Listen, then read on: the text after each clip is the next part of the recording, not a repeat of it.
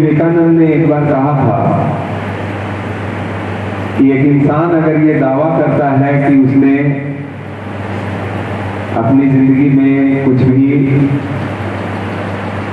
बुरा नहीं किया या कुछ भी गलत नहीं किया, तो इसका मतलब है कि उस इंसान ने अपनी जिंदगी में कभी कुछ करने की कोशिश नहीं की।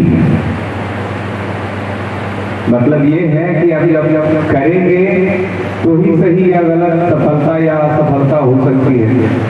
जब हम करेंगे ही नहीं, भाग्य के सहारे बैठे रहेंगे, तो निश्चित है कि हमें जो चाहिए वो भाग्य से तो नहीं मिलने वाला है, क्योंकि भाग्य भी उसी का बदलता है जो कर्म करता है।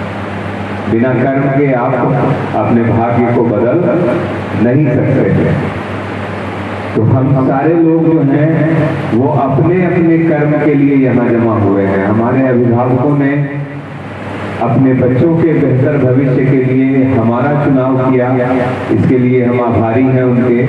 उन्होंने अपना कर्म किया, आपको यहाँ लाया गया है, आप अपना कर्म करेंगे और हमारे भरोसे छोड़ा गया है, तो अब हम लोग भी आपके साथ अपना कर्म करेंगे। सभी लोग अपनी अपनी जिम्मेवारी जो है वो स्वाभाविक और निश्चित रूप से निभाने का प्रयास करेंगे। स्कूल गए थे, पहला दिन याद है? पहला दिन याद है? when you went to your school for the very first day? नहीं, वहां पे अब तो पढ़ाई का स्वरूप बदल गया है ना। तो पहले अब आइडेंटिटी सिखाई जाती है। देखो जी ये फूल है, देखो ये जानवर है, देखो ये है ना। पहले हम लोग पढ़ने जाते थे ना, पेंसिल स्लेट दे दिया जाता था, लिखो एक, ऐसे लाइन खींचो एक। तो कभी ऐसे हो जाता था, कभी ऐसे हो जाता था, कभी ऐसे हो जाता था। एक लिखने में भी परेशानी होती थी ना, लेकिन उस परेशानी के आगे हम बढ़े, एक लिखना सीखे। अब आप बंद करके भी लिखते हैं कि नहीं लिखते हैं? तो वही चीज आपके सामने फिर से खड़ी है। मुसीबतों का आना तो तय है, जिंदगी है तो कभी हमेशा सुख में कटेगा जिंदगी, है ना। सुख और दुख जिंदगी में बनाया ही इसलिए गया है, आपके पास आएंगी तो कुछ ना कुछ आपको सिखा के जाएगा। ऐसा नहीं है कि आप जहाँ हैं जैसे हैं वैसे ही रहेंगे। अच्छा समय आपके लिए बहुत कुछ सीखने के लिए लाएगा, तो बुरा समय उससे भी ज्यादा सीखने के लिए लेकर आता है। कि आपका टेस्ट होगा, वीकली टेस्ट होगा, वीकली टेस्ट के रिजल्ट नहीं होंगे और वो मार्क्स आपको भी दिखाए जाएंगे और आपके अभिभावकों को भी वो मार्क्स भेजे जाएंगे देखने के लिए, है ना। शुरू में तो बहुत मजा आएगा बेटा, क्योंकि जैसा सवाल आपको एंट्रेंस टेस्ट में मिला था, लगभग वैसे ही सवाल आपको शुरुआती सप्ताह में मिलेंगे। 1 घंटा का काम आधे घंटे में करके एकदम मजे से बैठे रहोगे।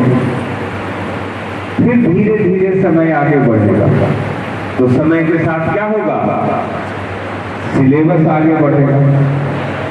सिलेबस आगे बढ़ेगा तो सवालों की संख्या और स्वरूप दोनों बदल जाएगी।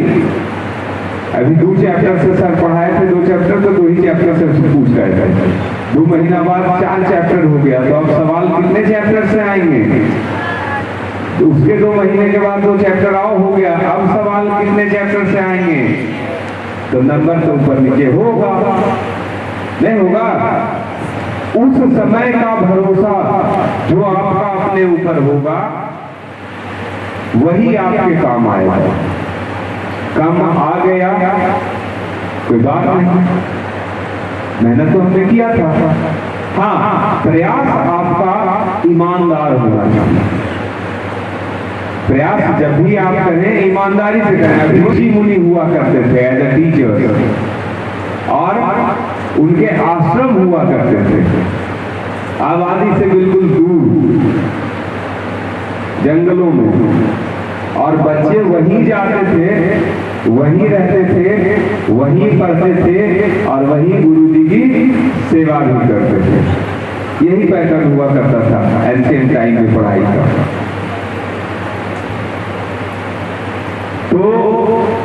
ऐसा ही एक आश्रम था, एक गुरु जी थे, बहुत सारे बच्चे भी थे, सब लोग अपना अपना काम करते थे।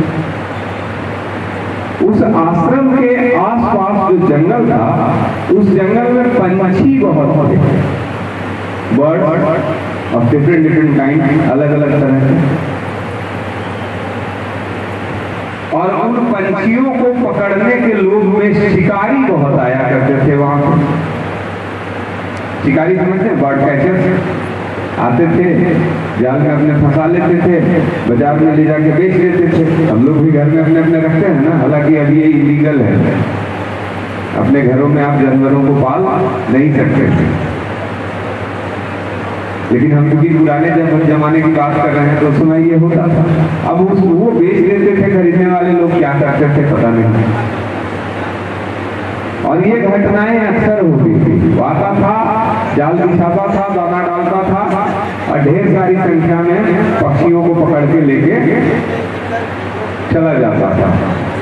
अब गुरुजी भाई स्वभाव से बहुत दयालु व्यक्ति थे, उनको ये चीज देख के बड़ा कष्ट होता था कि काश कोई ऐसा तरीका होता जिससे हम इन पंछियों को सावधान कर देते ताकि ये शिकारी के जाल में नहीं फंसते थे।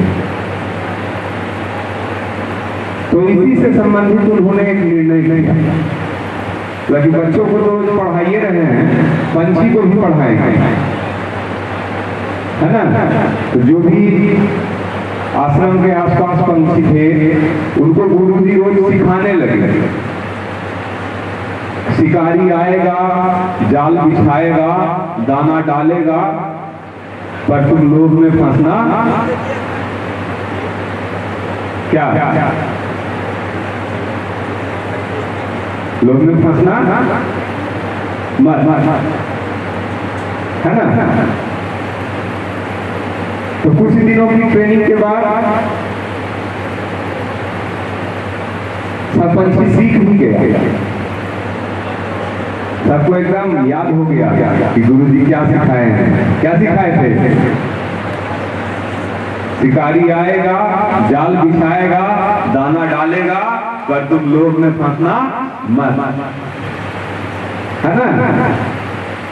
गुरु जी को भी बहुत आत्मसंतुष्टि हुई कि चलो एटलीस्ट हमने अपना काम पूरा कर लिया, अब ये शिकारियों से सुरक्षित रहेंगे। पंछियों को पकड़ने के लिए जब कभी भी शिकारी आएगा, जाल बिछाएगा, दाना डालेगा, तो ये लोग सारा कलाकारी समझ जाएगा, इसलिए उस लोभ में ही फंसेगा नहीं। फिर गुरु जी अपने काम में अपने बच्चों के साथ बिजी हो गए। फिर एक दिन जंगल में शिकारी आया। शिकारी आया तो देखा कि पंछियों का एक झुंड बैठा हुआ है, देख के बड़ा खुश हुआ। चलो तो आज लगता है कि, लेकिन जैसे ही वो झुंड के नजदीक पहुंचा तो उनको पंछियों के बोलने की उसको आवाज सुनाई देने लगी।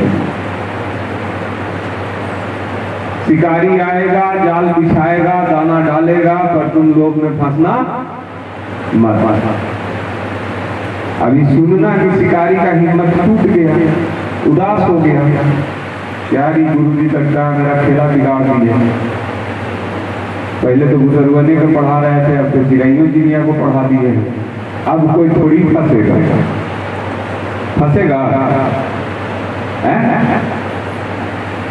तो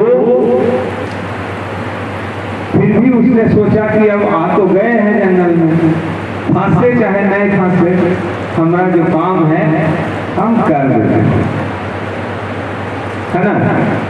जमीन पर जाल फैला दिया, उसी जाल के फंदे में दाना बिखेर दिया, और उसके बाद जैसा वो हमेशा करता था, झाड़ियों में जाके छुप के बैठ गया, इस नाउम्मीदी के साथ कि आज एक भी चिड़िया हमारे जाल में फंसने वाली नहीं है।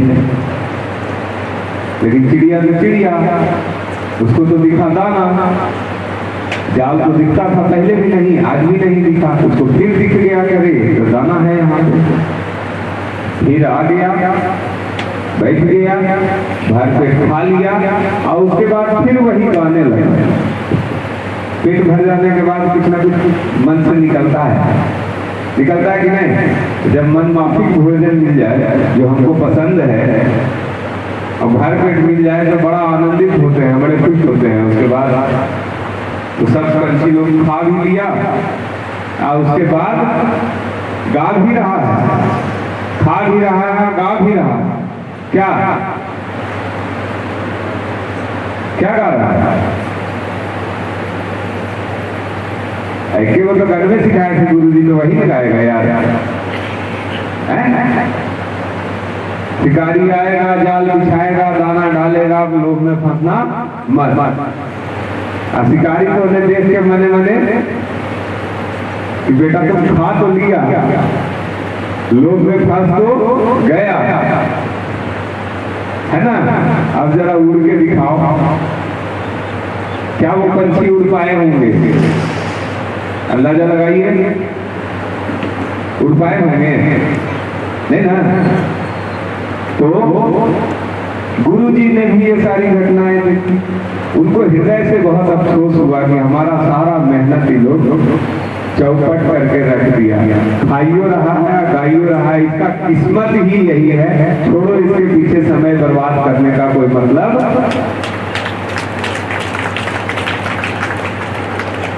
समझे हमारी बात को? This is not the truth. The stories are told not for your recreation, they are told to inspire you, to tell you something. हर कहानी के पीछे अपनी एक मोरल वैल्यू होती है। आपको अगर हम कहते यही बात कि भाई पढ़ना तो ऐसा पढ़ना कि समझ के पढ़ना, ये कह सकते थे हम। खाली रट के याद नहीं कर लेना, क्योंकि रट के आप कुछ हासिल नहीं कर सकते। सही बात है। पंछियों ने क्या किया?